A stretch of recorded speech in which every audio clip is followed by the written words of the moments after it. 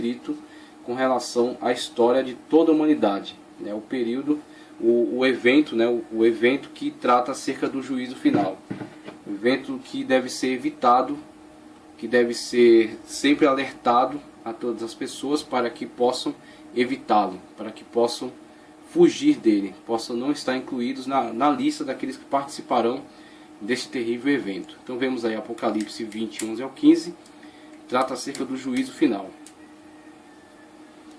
E vi os mortos, grandes e pequenos, que estavam diante de Deus, e abriram-se os livros.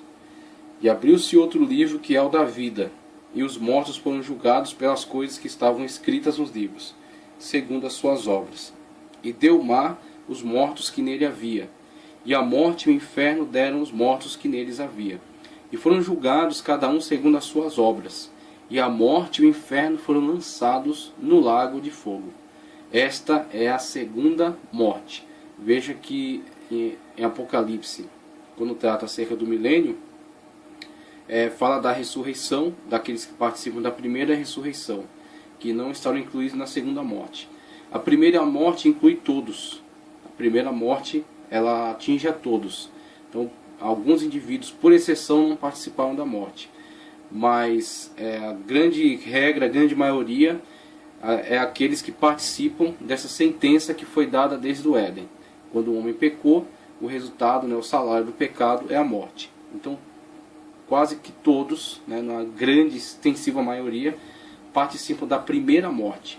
Então, na primeira morte, estão todos em consequência daquele pecado original, mas nem todos participaram da segunda morte. Por quê? Muitos são os que serão ressuscitados, no caso, no evento do arrebatamento, e outros serão ressuscitados no evento do milênio, quando serão ressuscitados para vivenciar o milênio. Participam então da primeira ressurreição e não estão incluídos na segunda morte. Aqueles que não ressuscitaram, juntamente com todo o número daqueles que vêm pecando e tendo uma atitude de ostensividade contra Deus, que não se arrependem dos seus pecados, tá certo? Que não se submetem a Deus, que não dão glória a Deus, que não o reconhecem como Senhor, tá ok? Que não fazem da sua vida um louvor, uma glorificação a Deus, mas que preferem uma atitude de oposição, preferem uma atitude de desafio, de deboche, de chacota, tá certo?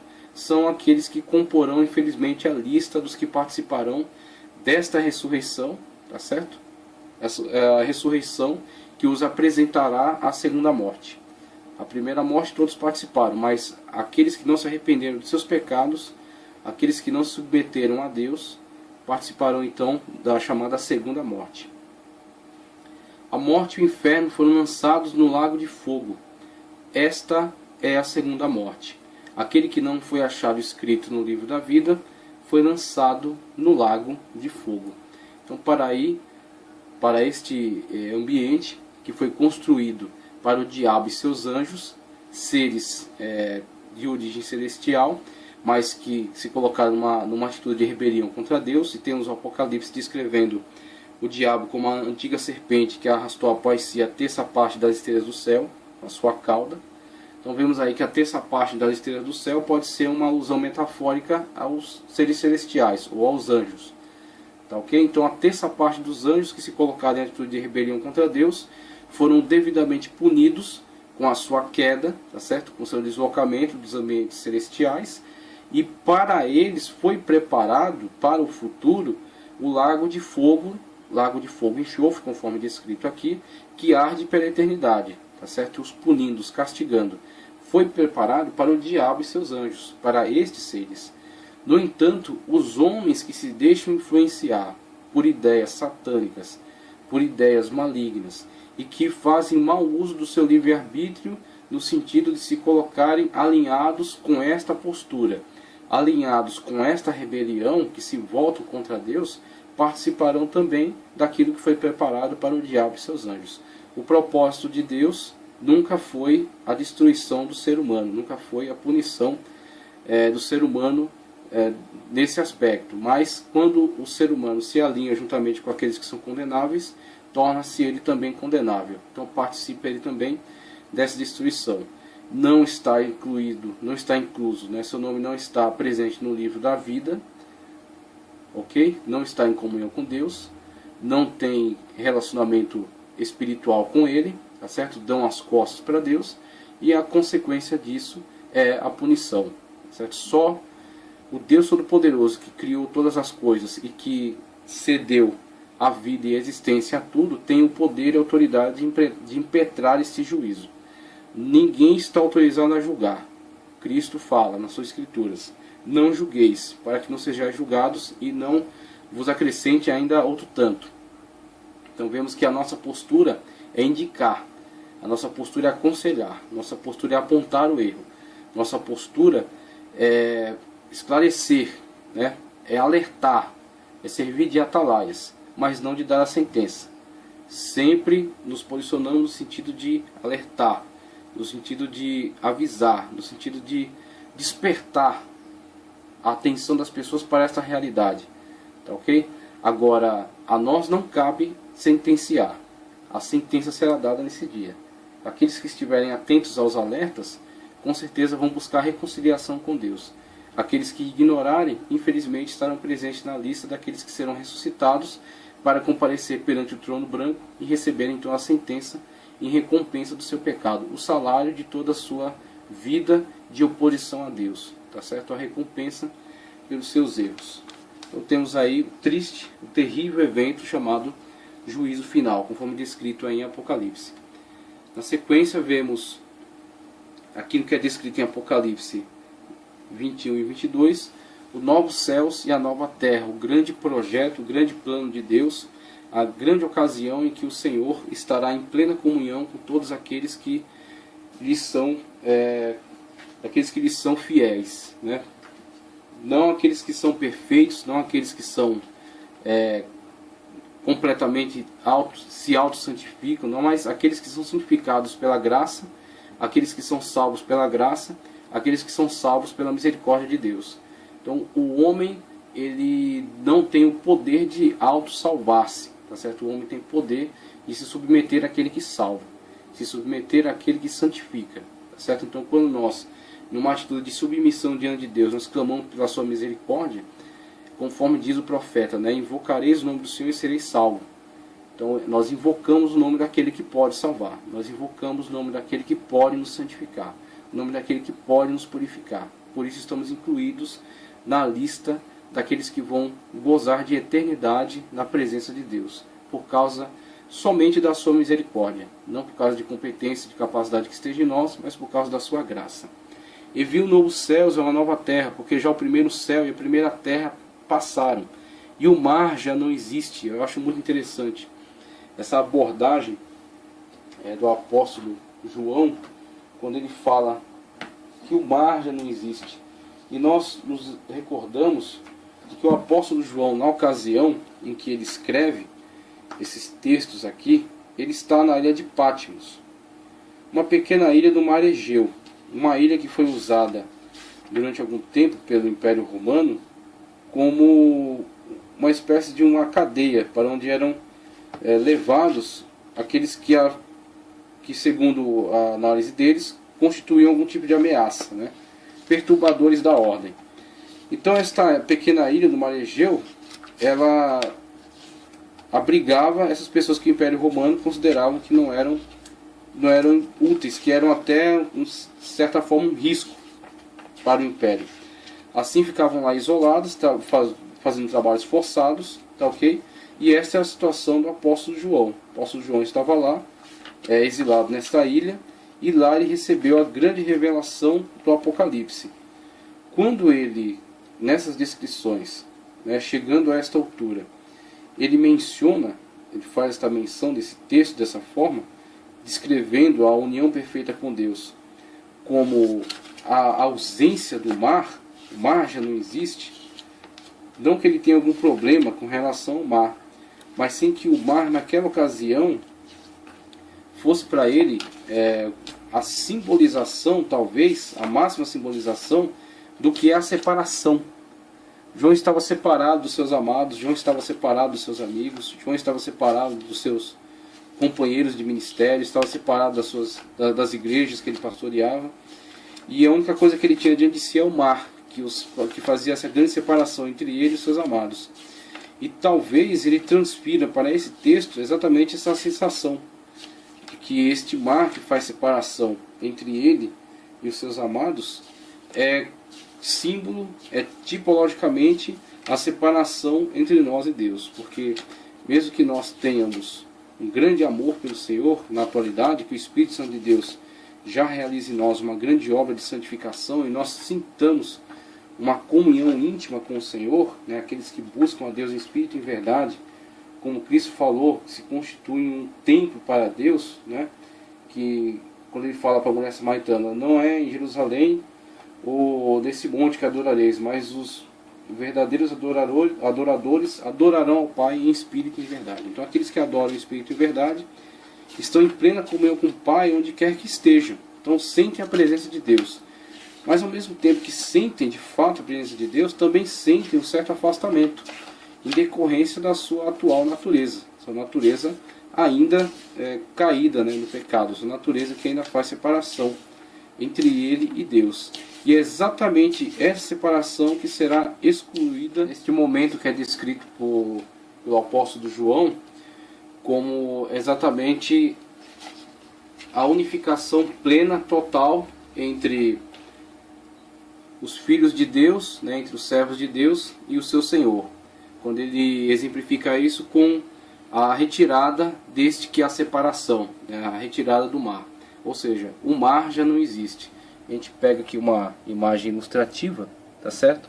Colocando aí essa questão do mar e a separação que ele fazia, né, que ele representava entre João e os seus amados. Então a gente coloca aí esse ponto de vista em relação a essa abordagem de João nesse trecho aí de Apocalipse.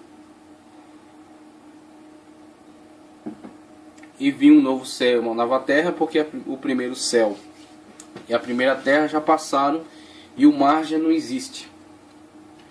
Ou seja, toda essa constituição que conhecemos hoje em relação à separação de terra, de céu, de espaço sideral, de separação entre Deus e nós, de separação entre mundo espiritual e mundo físico, elas foram retiradas, tudo foi transformado, toda a ordem cósmica foi reajustada, foi transformada num novo espaço, um espaço de interação onde não há mais separações, onde não há mais divisões, mas há simplesmente a comunhão plena entre Deus e os seus seres, as suas criaturas, tá certo? Seus filhos, os seus amados.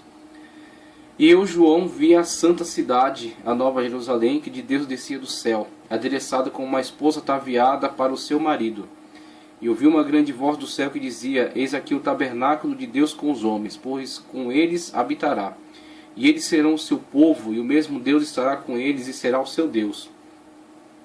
E aqui finalmente se cumpre essa passagem bíblica, que é muitas das vezes usada incorretamente por alguns ensinadores, por alguns pastores, por alguns pregadores, que tentam levar ao povo esta ideia de que haverá uma possibilidade neste momento, a partir de algumas atitudes, a partir do envolvimento em alguma campanha ou alguma coisa assim, vivenciar esta promessa, mas a verdade da realização dessa promessa só se aplica a este momento histórico, a este momento escatológico, na verdade, a este momento futuro, em que o Senhor haver transformado todas as coisas, em que nós estaremos plenamente na presença dele, quando então se cumprirá isso que fala o versículo 4: e Deus limpará de seus olhos toda lágrima. O momento em que vivemos não é um momento propício para que esse texto se cumpra, porque ainda há lágrimas, ainda há sofrimento, ainda há lutas, ainda há aflições, como Cristo falou que no mundo tereis aflições, tá certo? E como Paulo fala que todas as coisas posso naquele que me fortalece. E na descrição desse texto, ou seja, no contexto no qual está inserido esse texto, ele fala acerca das diversas aflições, dos diversos sofrimentos pelos quais passa, mas supera-os exatamente por causa daquele que o fortalece. Então temos o momento da realização, do cumprimento desta promessa é neste momento, esse momento escatológico, do momento do novo céus e nova terra, tá certo? E Deus limpará de seus olhos toda lágrima, e não haverá mais morte, nem pranto, nem clamor, nem dor, porque já as primeiras coisas são passadas. E o que estava sentado sobre o trono disse: Eis que faço novas todas as coisas. E disse-me: Escreve, porque essas palavras são verdadeiras e fiéis. Disse-me mais: Está cumprido. Veja, está consumado, está feito. Eu sou o Alfa, o primeiro. Eu sou o Ômega, o princípio e o fim. Tá ok? A quem quer que tiver sede, de graça lhe darei da fonte da água da vida. Quem vencer herdará. Veja qual é a nossa condição em relação à realização dessas promessas. Nós somos herdeiros dela. Tá ok? Então foi construída por alguém que tinha competência, que tem poder para isso, e é transmitida como uma herança. Nós somos feitos herdeiros a partir da adoção como filhos de Deus por meio de Cristo Jesus. Fomos incluídos na família de Deus e fomos colocados na condição de herdeiro de todas essas coisas.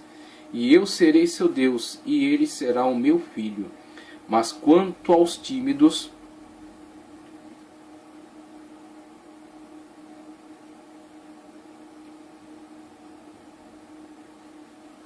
e obviamente é necessário destacar que ele não está falando aqui de pessoas que não têm essa atitude irreverente da geração, pelo menos que é predominante na geração atual. Pessoas que são tanto introspectas, pessoas que são tanto recatadas, né, que não são tão falantes, tão expressivas. Não é essa a questão. A problemática aqui não é essa timidez. Mas é em relação a pessoas que sentem vergonha do Evangelho. E Paulo deixa muito claro isso, que não me envergonhe do Evangelho, porque ele é poder de Deus para a salvação, tanto do grego quanto do judeu. Então, independentemente se a pessoa ela é extrovertida ou ela é introvertida, se ela é falante ou se ela é mais calada, se ela é a pessoa muito comunicativa ou se ela é pouco comunicativa, se ela é mais isolada, é mais na dela. Mas tanto nessas diferentes possibilidades e características, temos pessoas que sentem vergonha do Evangelho e pessoas que sentem orgulho do Evangelho. Pessoas que são extrovertidas, mas na sua expansividade, na sua expressão, em nada vemos algo do Evangelho. E pessoas às vezes que são tímidas, mas quando necessário elas abrem a boca para falar aquilo que glorifica a Deus, aquilo que é de acordo com o Evangelho. Então a timidez abordada aqui é a questão de sentir vergonha de Deus, sentir vergonha da sua palavra, sentir vergonha da sua verdade, omitir a sua verdade, tá certo? Se deixar moldar pelo mundo para não demonstrar a verdade de Deus. Então, nas diversas situações que vivenciamos, temos sempre que deixar muito claro qual é a nossa posição. Nós cremos em Deus, nós cremos na sua palavra e nós somos fiéis a Ele, tá certo? Jesus é para nós o caminho que conduz a Deus e é o único. Ele é a verdade máxima que define a nossa vida, tá certo? E Ele é a nossa vida. Ele é o caminho, a verdade e a vida. Então, independentemente de característica de expansividade ou de introspecção, temos sempre que ter orgulho e declarar e demonstrar o Evangelho através do testemunho pessoal ou das nossas palavras. Primeiro, nosso testemunho pessoal, se necessário, as nossas palavras. E aos incrédulos, e aos abomináveis, e aos homicidas, e aos fornicadores, e aos feiticeiros, e aos idólatras, e a todos os mentirosos, e a sua parte será no lago que arde, com fogo e enxofre, o que é a segunda morte. E veio a mim um dos anjos que tinha 7 taças cheias das últimas 7 pragas e falou comigo, dizendo: Vem, mostrar-te-ei a esposa, a mulher do Cordeiro. E levou-me em espírito a um grande alto monte e mostrou uma grande cidade, a Santa Jerusalém, que de Deus descia do céu, e tinha a glória de Deus. E a sua luz era semelhante a uma pedra preciosíssima, como a pedra de jaspe, como cristal resplandecente. E tinha um grande e alto muro com 12 pedras, e nas portas 12 anjos, e os nomes escritos sobre eles, que são os nomes das 12 tribos dos filhos de Israel. E do lado do levante tinham 3 portas, do lado do norte 3 portas, do lado do sul 3 portas, ao lado do poente 3 portas, e o muro da cidade tinha 12 fundamentos, e neles os nomes dos 12 apóstolos do Cordeiro. Então temos aí a descrição apresentada a João, que tem, claro, um cunho um tanto metafórico. Ela traz a representatividade dos apóstolos e dos profetas, tá certo? E números importantes, números simbólicos para a Bíblia, que são o número 12. Então vemos aí uma realidade espiritual sendo representada tipologicamente para João, para transmitir mais do que características físicas, características referenciais, que são a construção de toda a solidez dessa cidade em cima da revelação progressiva de Deus. A revelação através dos profetas, depois a revelação através dos apóstolos. Tudo isso constitui a realidade que será vivenciada futuramente, escatologicamente, por aqueles que estiverem incluídos dentre a lista, que tiverem seu nome no livro da vida. Tá certo? Então isso foi mostrado para João, foi apresentado tipologicamente para ele, mas será vivenciado concretamente para aqueles que estiverem incluídos no livro da vida. E aí nós poderemos, com nossos próprios olhos, contemplar e ver essa cidade, qual é o seu aspecto, quando então o Senhor nos der acesso a ela, quando o Senhor nos levar para estar junto de si, como Ele mesmo disse, que nós estaríamos para sempre com Ele. Essa é a esperança. Essa é a esperança. Cristo nos prometeu, Ele cumpriu isso na sua própria vida, Ele é o selo da promessa, nós temos o Espírito Santo de Deus em nós, o Espírito Santo de Deus é a nossa garantia, nós somos predestinados a estar juntamente com o Senhor, predestinado, ou seja, de antemão destinado a. Então nós somos destinados por causa da graça de Cristo Jesus, do Espírito de Deus que está conosco, da palavra firme do Pai, do Senhor, nós estaremos com Ele, tá ok? Então nós vivemos nessa esperança. Diversos grupos não têm esperança, diversos grupos de pessoas alimentados por ideologias diversas têm que viver o máximo de prazeres que puder viver desta vida, porque é o que lhes resta, tá ok? É o que lhes resta, não lhes é vislumbrada nenhuma esperança, o que não acontece com relação a nós. Nós vivemos esta vida aqui, nós temos alguns prazeres, nós temos algumas dificuldades, nós temos algumas alegrias, temos alguns sofrimentos, mas esta aqui é apenas uma passagem transitória, é apenas uma morada temporária. Nós somos peregrinos aqui, nós estamos rumando, nós estamos nos encaminhando à Nova Jerusalém. Nosso destino é a eternidade juntamente com Deus. Vivemos nessa esperança, somos alimentados por ela e estamos firmes nela, tá ok? A fé é o que nos põe em contato com esta realidade, tá certo? A fé nos dá acesso ao mundo de Deus. Como o autor disse, o autor da carta aos Hebreus, sem fé é impossível agradar-lhe. Em outro lugar disse que a fé é o firme fundamento das coisas que se esperam e a prova daquilo que não se vê. Não se vê porque não é do plano material, tá certo? Não se vê porque não é do plano físico, mas pelos olhos da fé está diante de nós. E agora, fechando aqui a nossa grande maratona, a nossa grande caminhada ao longo de Apocalipse, vamos aí ver um quadro geral de tudo que foi abordado. Então temos aí, a partir dessa perspectiva